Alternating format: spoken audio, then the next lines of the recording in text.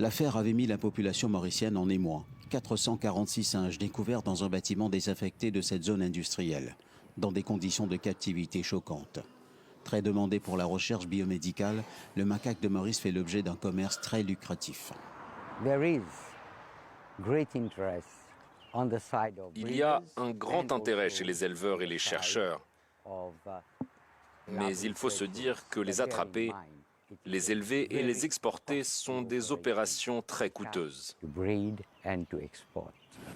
Maurice a exporté 12 000 singes l'année dernière, principalement vers l'Europe et les États-Unis. Un chiffre qui devrait atteindre, selon les exportateurs, 15 000 dans les prochaines années. Le singe mauricien, dit Macaca fascicularis, présente des caractéristiques scientifiques spéciales. Il n'a pas de maladie virale, comme ses congénères du sud-est asiatique, selon les scientifiques mauriciens.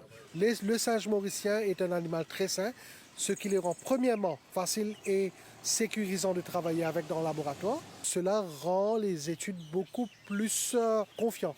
C'est-à-dire qu'il n'y a pas de risque de fausser les résultats de recherche. Le singe mauricien a participé dans la recherche contre le Zika, l'Ebola, mais aussi tout récemment dans le Covid. Bienvenue dans la famille de bioculture. L'opérateur historique de Maurice est le seul à avoir accepté de nous ouvrir ses portes. Sur ses sites au sud de l'île, il possède 800 singes d'élevage. Ils sont au total 5 exportateurs à se partager un marché estimé à 40 millions d'euros, dont dépendent aujourd'hui 2000 personnes, à commencer par ces trappeurs autorisés. Cela fait 11 ans que je fais ce métier. Je viens le matin et l'après-midi. Et parfois, le gouvernement fait appel à nous quand il y a des singes qui dérangent les habitants.